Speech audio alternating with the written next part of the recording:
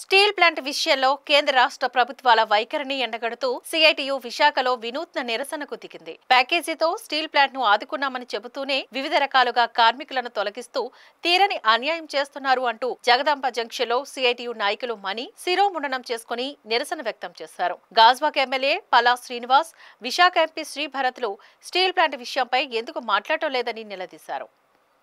Steel plant contract కార్మికుల సమ్మె ఈ రోజుకి 3వ రోజుకి చేరుకుంది. కేంద్ర ప్రభుత్వం పట్టించుకోవట్లేదు, రాష్ట్ర ప్రభుత్వం పట్టించుకోవట్లేదు.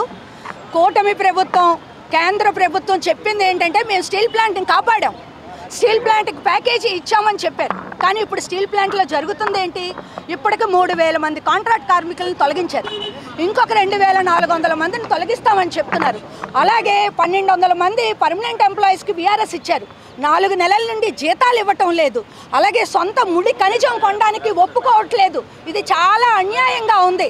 ఈ పరిస్థితిని మార్చాలి అని చెప్పి ప్రభుత్వానికి ఎన్నిసార్లు చెప్పినా వినకపోతే ఈరోజు సమ్మె చేస్తూ ఉంటే స్టీల్ ప్లాంట్ లోపల విపరీతమైన పోలీసు నిర్బంధం, స్టీల్ ప్లాంట్ లోపల విపరీతమైన పోలీసు నిర్బంధం, స్టీల్ ప్లాంట్ బయట విపరీతమైన పోలీసు నిర్బంధం. ఇది చాలా అన్యాయంగా ఉంది. ఈ పరిస్థితిని మార్చాలి. అలాగే పల్లా శ్రీనివాసరావు గారు గాజువాక ఎమ్మెల్యే అత్యధిక మెజారిటీతో గెలిచారు. భరత్ గారు అత్యధిక మెజారిటీతో గెలిచారు. వీళ్ళిద్దరూ స్టీల్ ప్లాంట్ని కాపాడుతామన్నారు. ఇప్పుడు వీళ్ళిద్దరూ మాట్లాడట్లేదు. ఎందుకు మాట్లాడట్లేదు? ఏం అడ్డం వస్తోంది? వర్కర్స్ని తొలగిస్తుంటే మీరు ఎందుకు పట్టించుకోరు?